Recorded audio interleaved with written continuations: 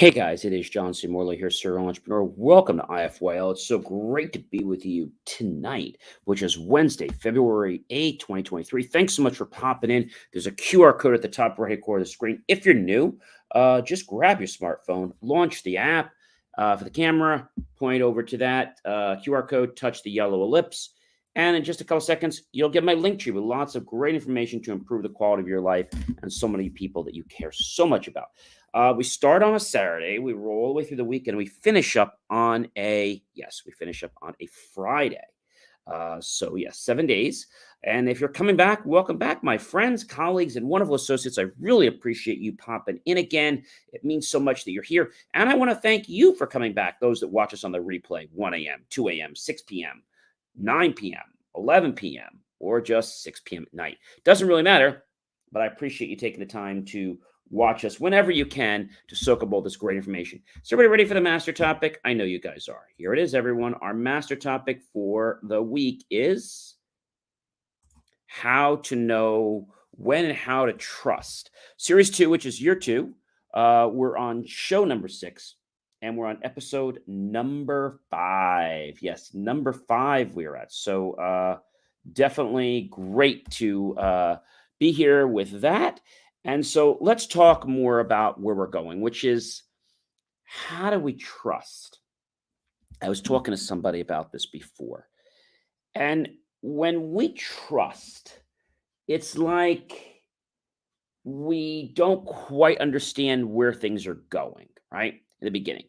And so if we take things in baby steps, like, right, don't expect things to be like all well and good immediately. Don't, because if you do that, then you're going to be really upset because they're not the way you want them to be. Right.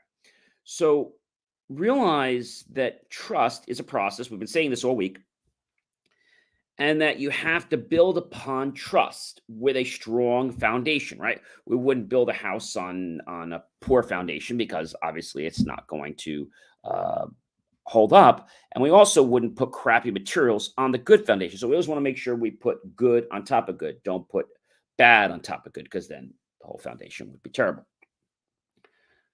And basically the structure.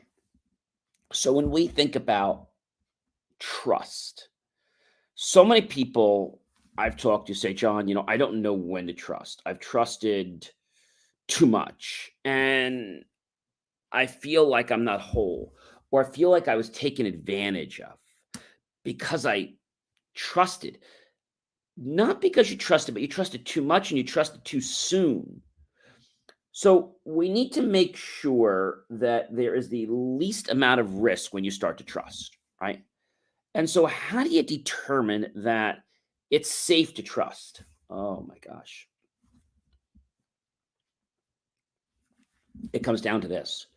You need to figure out what trust is. Okay.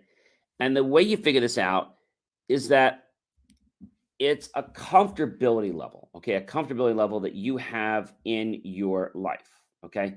And that comfortability level will make an amazing difference to how you progress in your life. Okay. It's not a bad thing. It is a good thing, but you have to understand where it comes from. If you don't get it, then it's going to be a problem for you. And you're going to be like, John, I don't quite get this. I don't understand like where this is going. And so where it's going is something that's pretty cool. But if you don't embrace it, then we got a serious, serious problem, right? A very, very serious problem. And that problem is going to be a challenge for you because you don't quite get it. But why is it a challenge? It's a challenge because you're expecting to be all the way at the end of the finish line, but you haven't even started the race yet. In fact, you haven't even gotten to, let's say, the lot where you're going to run, or the track. You haven't. And so if you haven't gotten to the track, then how is it you can ever start? You can't. People get too, I'm going to say, involved with the concept that everything has to be now. But it doesn't need to be now. It needs to be when it is time. Why do people become impatient in life? That's really the question that I have for all of you. Why do people become impatient? They become impatient for one reason. They see that goal and they want it now. Now, there's nothing wrong with wanting it now, but there are steps you've got to take to achieve that goal. There are steps. And so, what happens if we build a house and we start with the walls and we haven't put the foundation in? Oh, it's going to fall. Okay. Or what happens if we're on a trip? Okay. And we do things in a different order. And we have to take the plane first, right? But what happens? Thank you so much for the thumbs up. Really appreciate that. What happens if we're on that trip? Appreciate you there, Daniel. Thank you so much. Really appreciate it. What happens if we're on that trip? Okay.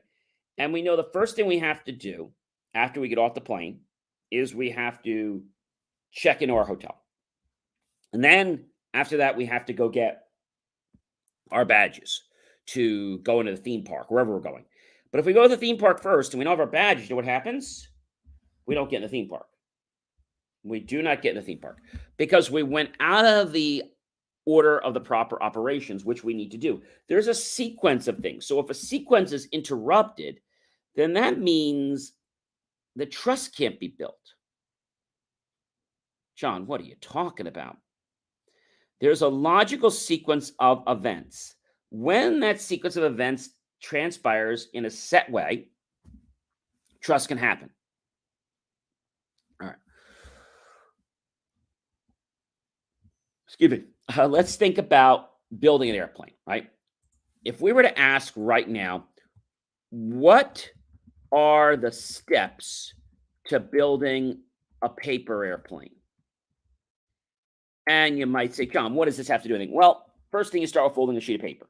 Then you fold the top corners toward the center. Then you fold the corners down. Then the next fold the top corners to the center so that the corners meet above the fold and the tip. Fold the tip up and fold the entire plane in half so the tip is on the outside. If we started with number 6, fold the entire plane, it wouldn't work. If we tried to fold the corners down before we folded the sheet of paper in half, it also wouldn't work. Thus, explaining to us why an order of operations is important. We all remember the order of operations. You guys remember the order of operations for algebra? I hope you guys do. Please excuse my dear Aunt Sally. Okay? Please excuse my dear Aunt Sally. Right? Algebra. And what did that really mean? Okay? Please excuse my dear Aunt Sally. Well, the first thing is the P stood for parentheses. The next thing is the exponents. The M stands for multiplication. D stands for division. A stands for addition, and S stands for subtraction. So you have to evaluate the algebraic equation, I should say, in that manner. If you don't, you will never get the right answer. Now, is it hard to do that? No, it's not hard, but it's a matter of you knowing the process. Something like trust. You can't expect to get the seal or to get the deal if you haven't demonstrated trust, if you haven't had some type of a connection. Whether you're working with a school, a medical facility, or just some clients, when you establish trust with them and they believe in you, then you move on to the next level. You move on to the next level. And it doesn't happen overnight. It doesn't happen overnight. It happens in a manner that is proportional to what you're doing.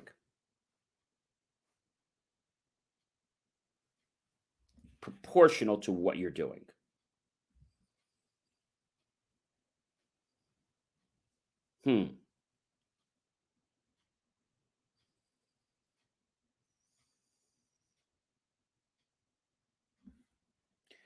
I think a lot of people get stuck because they go down this rabbit hole, all right? And they don't even know they're down the rabbit hole. And they can't figure out where they have to go next. And all they know is that they've done all this stuff, but they're nowhere near solving the algebraic equation or solving the problem you have or the challenge. Now, this can frustrate a lot of people. All right. If you don't follow the order of operations, then you are going to have a problem. And again, it's not just in math. We have orders of operations in so many things in life, right? Do you know you even have an order of operations for exiting a building? So let's talk about that a second. So, what are the steps to keep in mind, okay, to exit a building, let's say on fire? Do you remember stop, drop, and roll? Stop, drop, and roll. Now that sounds pretty easy, okay? Sounds really, really simple. There's also another important acronym that I want to share with you. PASS. I'm not talking about pass a test. I'm talking about the PASS system, how you use a fire extinguisher. So the PASS system is very simple. The P stands for pull the pin while holding the extinguisher away from you to unlock the mechanism. Okay. Aim low toward the base of the fire. Okay. Squeeze the lever slowly and sweep the nozzle from side to side. So the PASS system is this: pull the pin while holding the extinguisher away from you. Okay. So pull the pin, hold it away from you, aim low toward the base of the fire, squeeze the lever slowly, and sweep the nozzle back and forth. By following this simple acronym, you can actually put out a fire, right? And so when people think of this, it's really important because a lot of times people say, "Oh, gee, I want to squeeze the handle," but then they forget to pull the pin, right? So I think people just they get excited, right? They get very, very excited. And I feel that a lot of people just